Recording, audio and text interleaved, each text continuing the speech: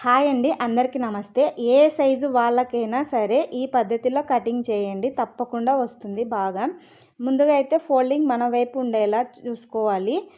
Opens ముందు వైపు ఉండేలా చూసుకొని మడత వేసుకోండి. లైనింగ్ కానీ లేదంటే 2x2 జాకెట్ కానీ డబల్ జాకెట్దైనా లైనింగ్ ఫస్ట్ కట్ చేస్తున్నా.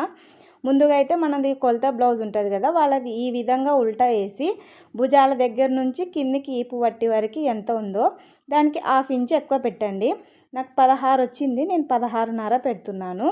చూడండి, మనము మామూలుగా ఇది 40 సైజ్ అనమాట. 40 సైజ్ వాళ్ళకి ఖచ్చితంగా 15 పైనే వస్తుందండి.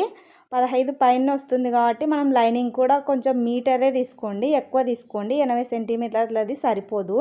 ఈ విధంగా తీసుకున్న తర్వాత మళ్ళీ అడ్డం వచ్చేసి బ్లౌజ్ని ఈ విధంగా మార్చి మొత్తం కుట్లతో సహా తీసుకోండి. నేనైతే ఏ విధంగా తీసుకుంటున్నానో ఆ విధంగా మొత్తం కుట్లతో సహా అనమాట. వాళ్ళది ఎంత ఉంటే అంత.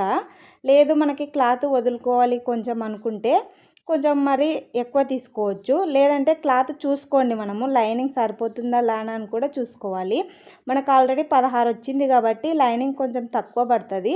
నాకు 2 ఇచ్చినారు కాబట్టి పర్లేదండి.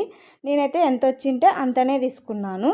చూడండి, ఈ విధంగా అయితే మనం పొడవు అడ్డం అయితే తీసుకోవాలి. ఇది ఫస్ట్ స్టెప్ అండి. ఫస్ట్ మన వైపు ఫోల్డింగ్ ఉండి ఓపెన్స్ ముందు వైపు ఉండేలా చూసుకొని వేసుకోవాలి.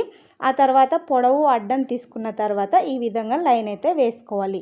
ఇది పార్ట్ 1 అండి.